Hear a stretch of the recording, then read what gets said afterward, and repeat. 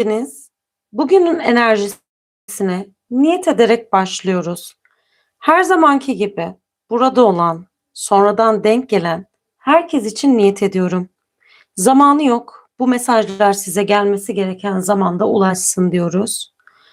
Bugün kimin yolu sizin yolunuzla kesişiyor, kim size doğru çekiliyor, kim sizin alanınıza doğru geliyor diye enerji açılımı yapacağız.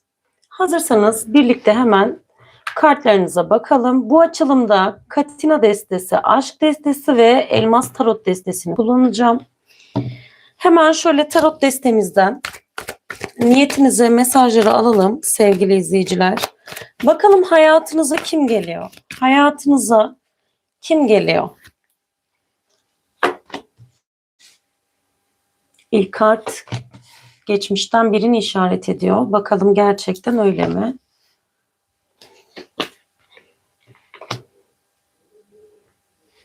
Bir hava grubu enerjisi alıyorum burada. Evet. Hemen şöyle kartları görebilmeniz için bu tarafa alalım. Bakalım. Bir diğer açılımı Katina destesinden yapacağız sevgili izleyicilerim. Hayatınıza kim geliyor diye soruyoruz.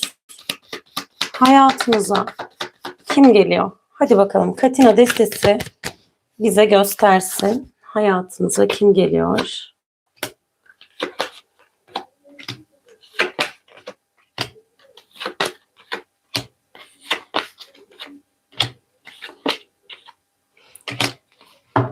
Son iki kartı da aşk destesinden seçmek istiyorum.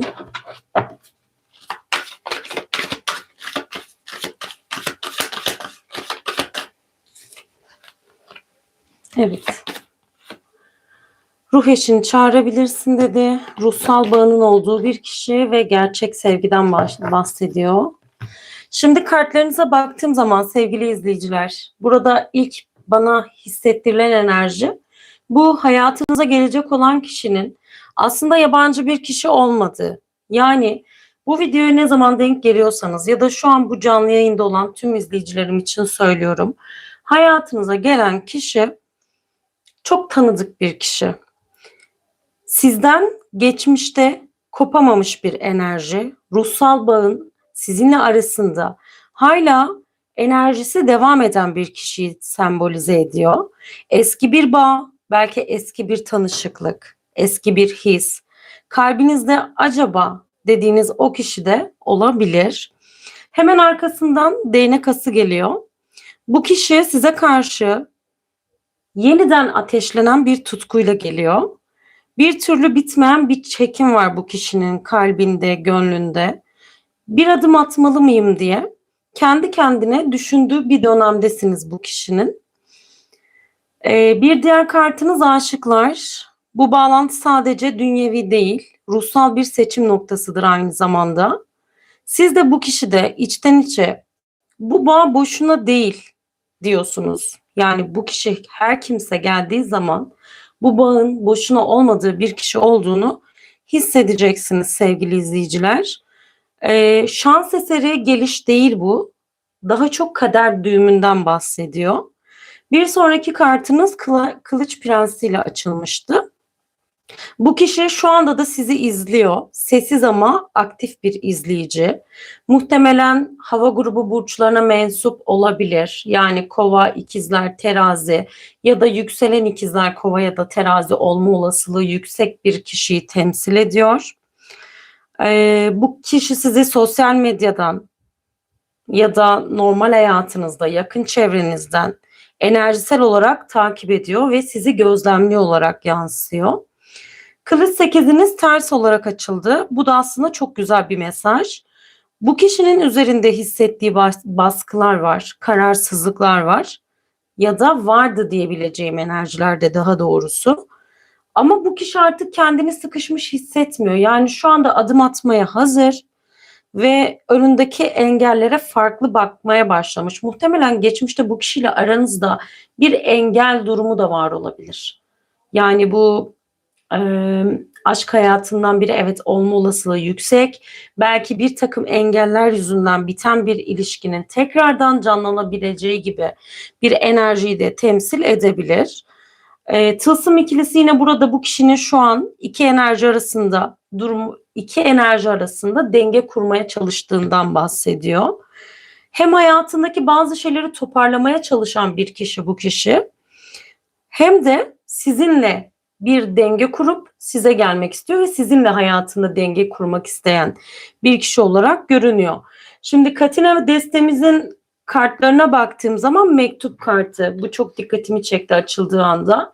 Net önümüzdeki günlerde bu kişiden size bir iletişim, bir haber, mesaj gelebilir. Ya da bu kişi size bir şeyler yazmak istiyor, size bir şeyler söylemek istiyor diyebilirim.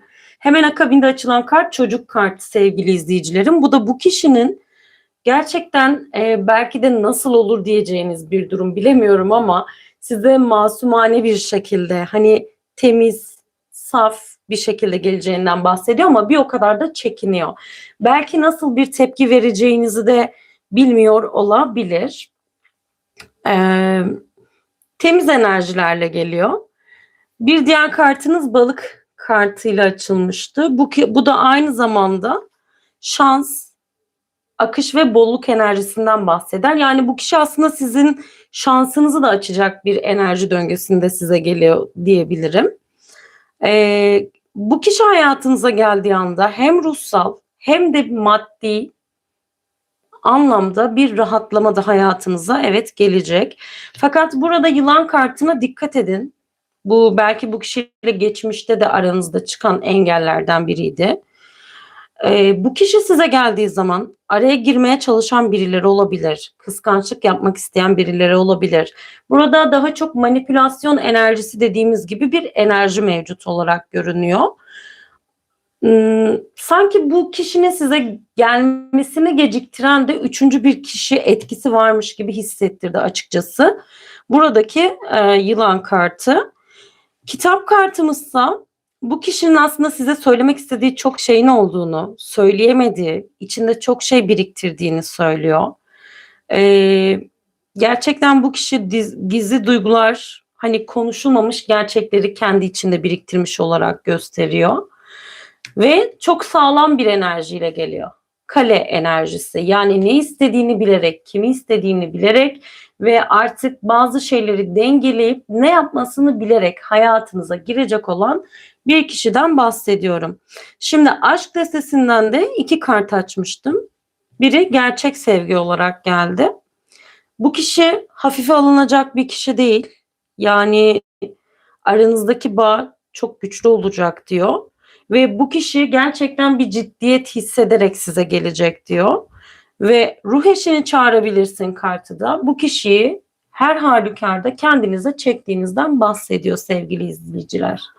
Evet arkadaşlar, hayatınıza kim geliyor? Yani kısaca özetlemek gerekirse geçmişten biri geliyor ve gerçekten bu sefer ne istediğini bilerek, belki üçüncü kişileri aradan çıkararak, engelleri aşarak size gelecek olan bir kişinin enerjisinden bahsediyoruz.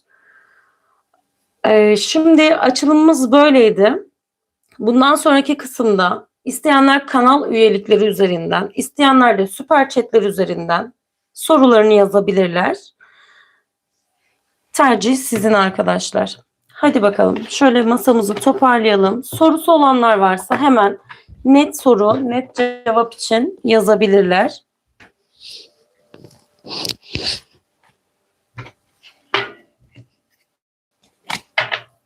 Eskide var ya bir... Arkadaşlar açıklama kısmına yazmıştık nasıl ilerleteceğimizi. Zaten yayın girişinde de yazıyordu aslında. Teşekkür ederiz abonelikler için. Arkadaşlarım, sorularınızı süper chatlerden ve kanal üyeliklerinden alacağım.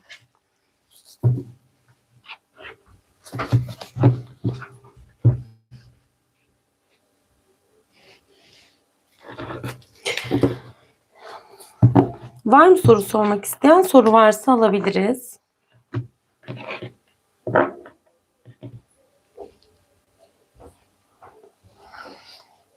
Hadi Merve'den başlayalım. Katina'dan. Tamam, Katina ile bakalım Merveciğim. Abdullah Yiğit'in duygu ve düşüncesi. Sessiz şu anda. Süper chatler için herhangi bir miktar belirlemedik arkadaşlar. Yani nasıl uygunsanız öyle atabilirsiniz. Sadece alma ve verme dengesini sağlıyoruz burada. Merve bakalım. Abdullah Yiğit duygu düşüncesi. Sessiz şu anda niyeti. Abdullah Yiğit duygu düşüncesi. Abdullah Yiğit'in duygu ve düşüncesi. Hadi bakalım.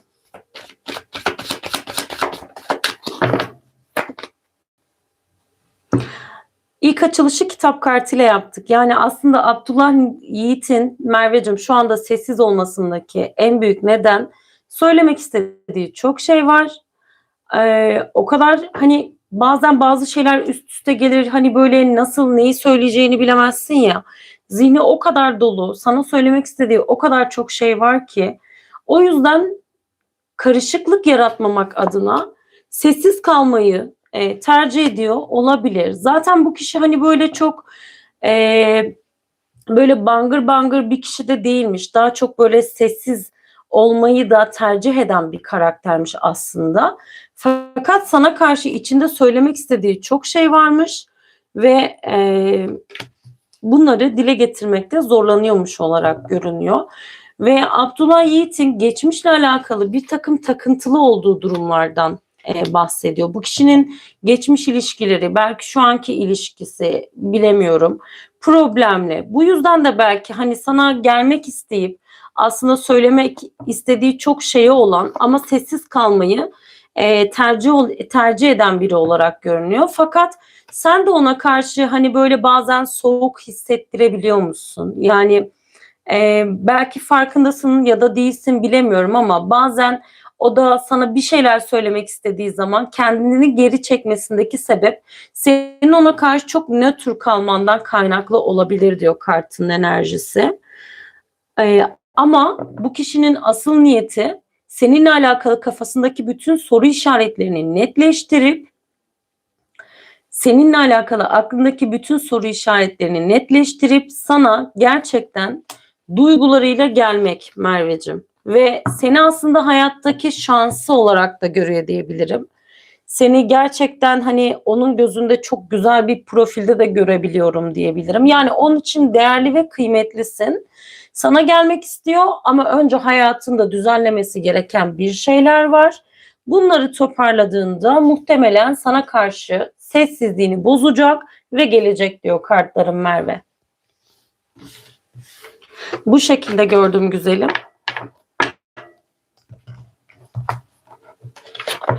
Arkadaşlar soruları süper chatler üzerinden alıyoruz. Ya da kanal üyelikleri üzerinden de alabiliriz.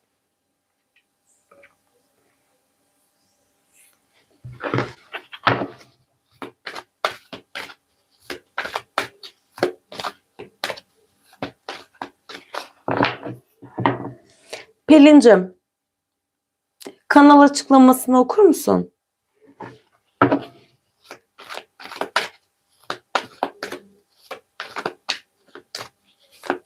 Teşekkür ederim. Hoş geldiniz. Tamam.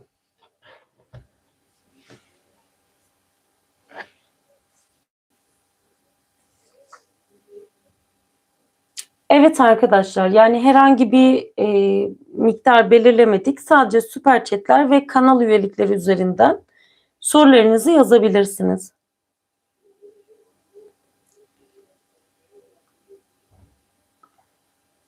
Aklındaki kişiden adım var mı demişsin. Tamam. Bakalım aklınızdaki kişiden adım var mı? Bu arada isminiz neydi?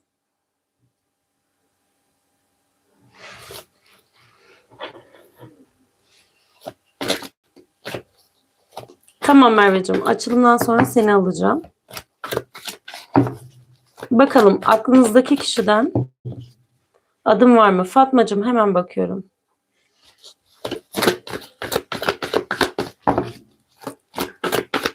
Fatma'nın aklındaki kişiden adım var mı? Fatma'nın aklındaki kişiden adım var mı?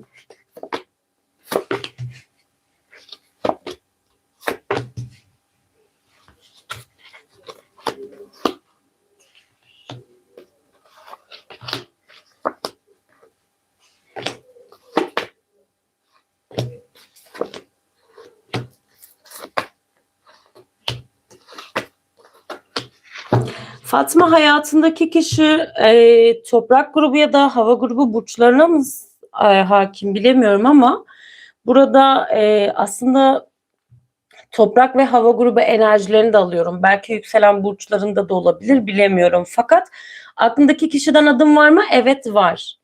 Ve altılı bir vade veriyor. Bu kişi gerçekten hani sana kendini gösteri ateş. O zaman Koç Aslan. Evet ateş de olabilir. Koç Aslan ya da Yay. Zaten değnekler ateşleri temsil eder. Aklındaki kişi 6 gün 6 hafta 6 saat. Normalde değnekler aslında çok hızlı süreçlerden bahseder. Hani günler kadar kısa bir süreç. Yani 6 gün sonra bile sana gelebilir bu kişi. Geçmişte bu kişiyle ne yaşarsan yaşa, bugün aslında yavaş yavaş bu kişinin duyguları toparlanıyor ve sana ne istediğini bilerek, duygularını ifade ederek gelecek olarak görünüyor. Fakat şu an mesela şu dakika anlık enerjisinde bu kişinin biraz daha böyle hırs, mücadele, belki bir takım öfke durumu mevcut olabilir diyor kartların enerjisi.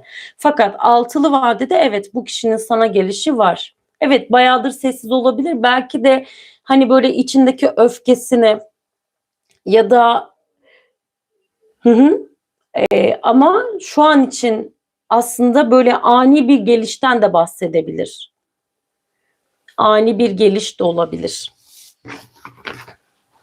Nedeni. Bakalım nedeni ne? Neden sessiz?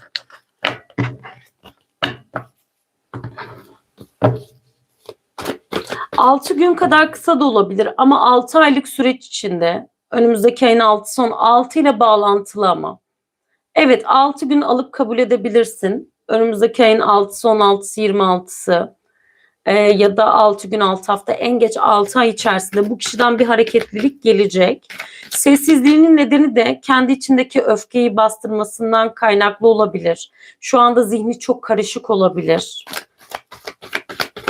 Bakın bu kişi neden bu kadar sessizleşmiş?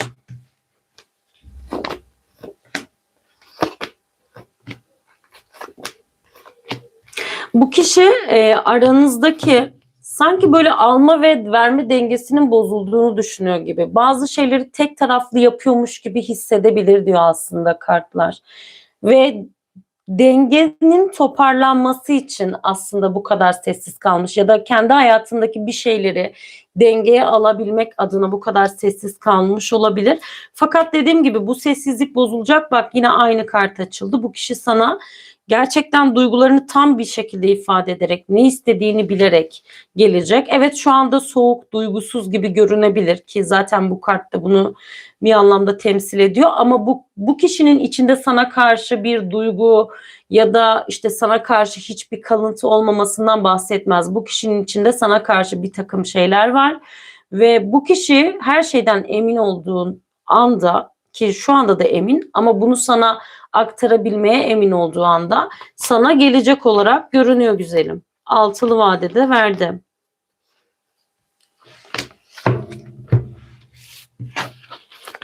Bu şekilde gördüm. Şimdi Merve'nin sorusunu alalım. Adem Abdullah'ın bana ilgisini hissetti mi?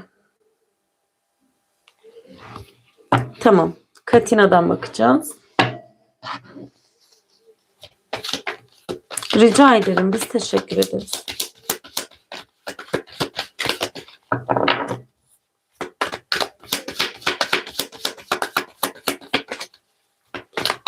Bakalım Merve, Adem Abdullah'ın sana ilgisini hissetti mi? Adem Abdullah'ın ilgisini hissettin mi?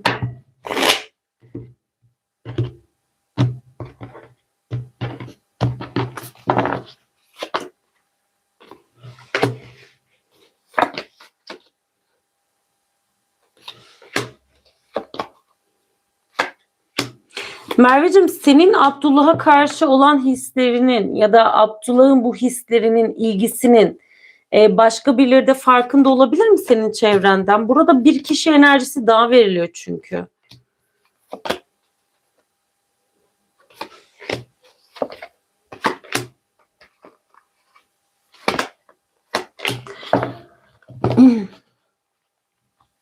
Merhaba arkadaşlar, hoş geldiniz. Şimdi Merveciğim, kartların şöyle söylüyor. Şu anda bir boşluk ve hiçlik hissiyatı var. Yani şu anda bir şeylerin tam olarak farkına varmamış olabilir. Ama ileriki dönemlerde bunun farkına varacak. Yani şu anda var mı, öğrenmediyse bile ileride bunu öğrenecek olarak görünüyor.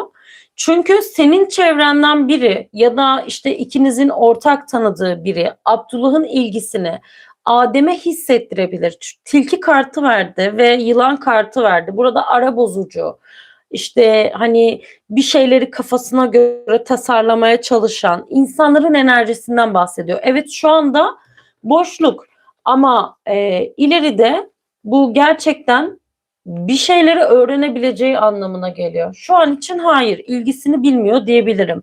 Ama ileride öğrenecek, sen tedbirini almazsan. Ve bunu senin çevrenden biri tarafından fark edecek. Bu farkındalık senin çevrenden biri tarafından da yayılacak olabilir. Yani o yüzden kime ne anlattığına çok dikkat etmen gerekiyor.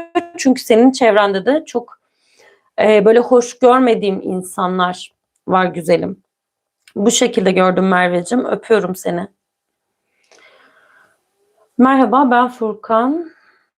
Mustafa ile barışacak mıyız? Bakalım Furkan, Mustafa ile barışacak mısınız? Deste değiştirelim.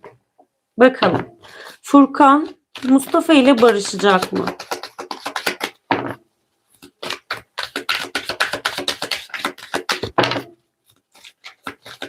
Furkan Mustafa ile barışacak mı?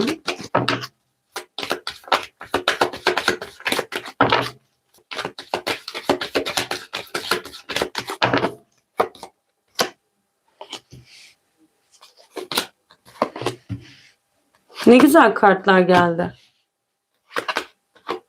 Kesinlikle barışırsınız.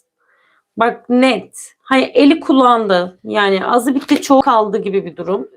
Güçlü bir vadede barış olasılığı yüksek olarak görünüyor. Evet, barışacaksınız ablacığım.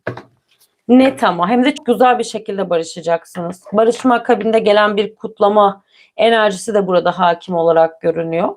Evet, barışacaksınız.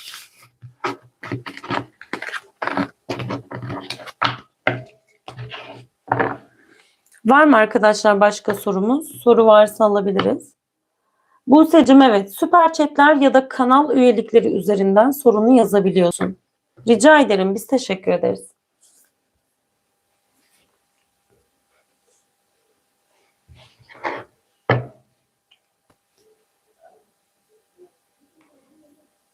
Soru varsa alabiliriz.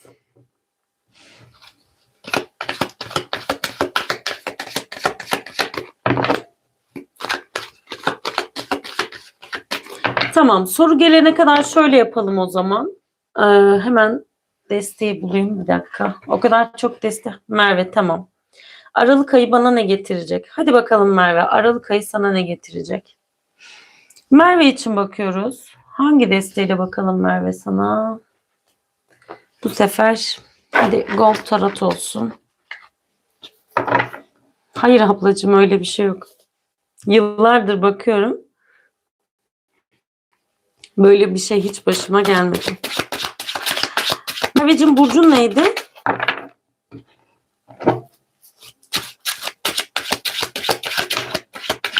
Hop, bir kart fırladı. İkizler, tamam. Şimdi senden 3 tane rakam vermeni rica edeceğim. Burada direkt senin enerji alanına giriyorum çünkü.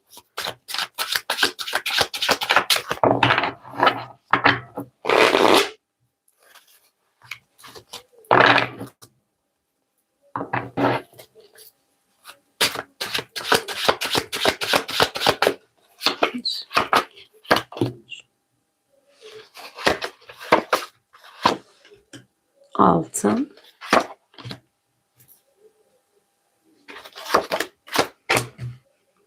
Kuzum, senin Aralık ayında para çıkışların çok fazla var. Ödemen gereken bir şeyler mi var senin? Yani bir yerlere falan borçlandın mı? Ne yaptın? Çok fazla para çıkış. Heh, tamam. Dondu mu yayın? Şu anda sesim var değil mi? Beni net olarak duyabiliyorsunuz. Kuzum bak, öncelikle şimdi Aralık ayı genelde senin maddi konularına, şu anda sesimiz var diye ümit ediyorum. Tamam. Aralık ayı genelde senin böyle maddi konularına daha çok kapıyı açıyor olarak görünüyor. Senin maddi konularla alakalı aslında son zamanlarda pes etme noktasına geldiğini, çok fazla yorulduğunu, hep böyle bir şeyleri biriktirmeye çalışıp böyle sonunda istediğin olmayınca böyle hep alelade elinden çıkan paralar vesaire olduğunu görüyorum. Fakat Aralık ayında çıkışların olduğu kadar para girişlerin de olacak. Onu söyleyeyim, yani maddi olarak güzel, hani seni tatmin edecek bir para girişin olacak.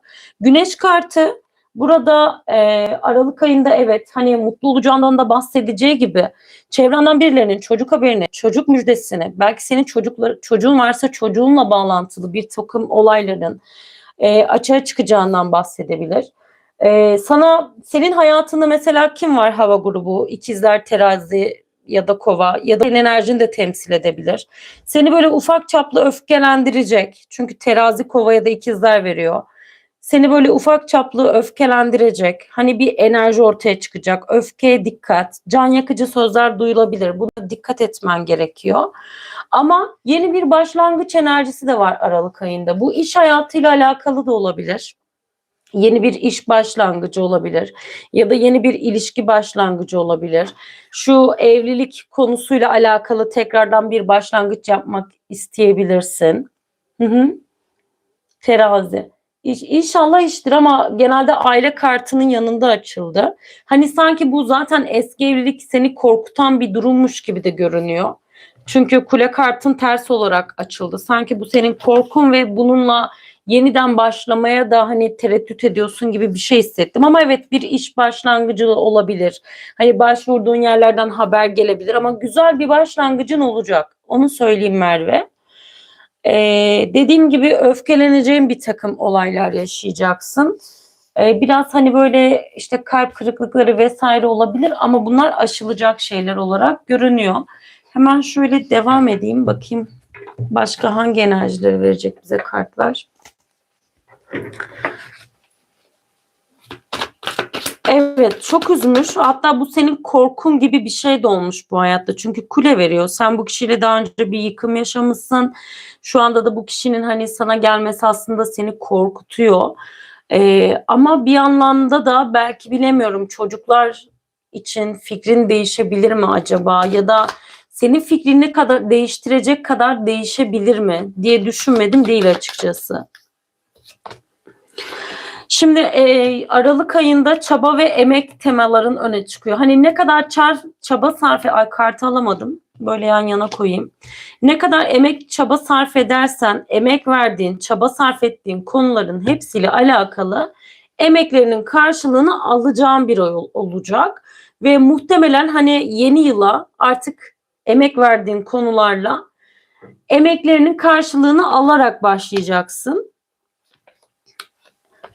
Dönüşüm ve yenilenme var enerjisel olarak. Bu bence evet yeni bir başlangıç ya da yeni bir işi de temsil edebilir. Sen biraz maddi konulara bağlısın çünkü şu anda senin hayatını maddiyat yönetiyor. Yani bu senin mecburiyetin. O yüzden de işle alakalı bir dönüşüm, yenilenme olabilir. Ama genel olarak her ne kadar öfke olsa bile mutlu geçireceğin bir ay olacak inşallah Merveciğim. Gördüklerim bunlardı güzelim. Öpüyorum seni. Şimdi Ferhan'a bakalım. Bebek müjdesi de bilmiyorum. Çevrenden birinden de gelebilir Merve. Bak, güneş kartını ben her açtığımda şey derim. Evli de olsan, bekar da olsan ya senin ya çevrenin bir bebeği. Bakalım kimin bebek müjdesini alacaksın bu ay. Ama Merve, hissettiğim şu, bak senin üzerinde de bir ağırlık var güzelim. Bazen böyle aniden kendine halsizleşmiş, yorgunlaşmış gibi hissedebilirsin. Toprakla meditasyon yap, dua et, ne bileyim banyo suyuna sirke kat, hani elma sirkesi, şöyle son duşta falan bir enerjini açman gerekiyor senin.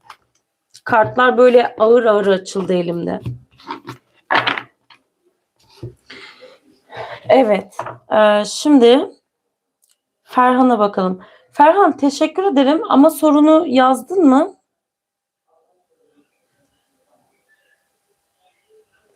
Ev alabilecek miyim? Tamam, buldum sorunu. Bakalım Ferhan, ev alabilecek misin? Soralım kartlarımıza.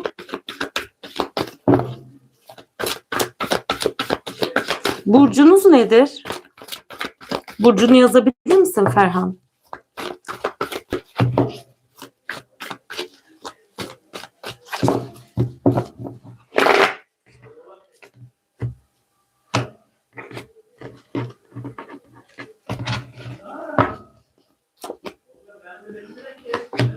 Koç, yükselen aslan. Ateş enerjisi.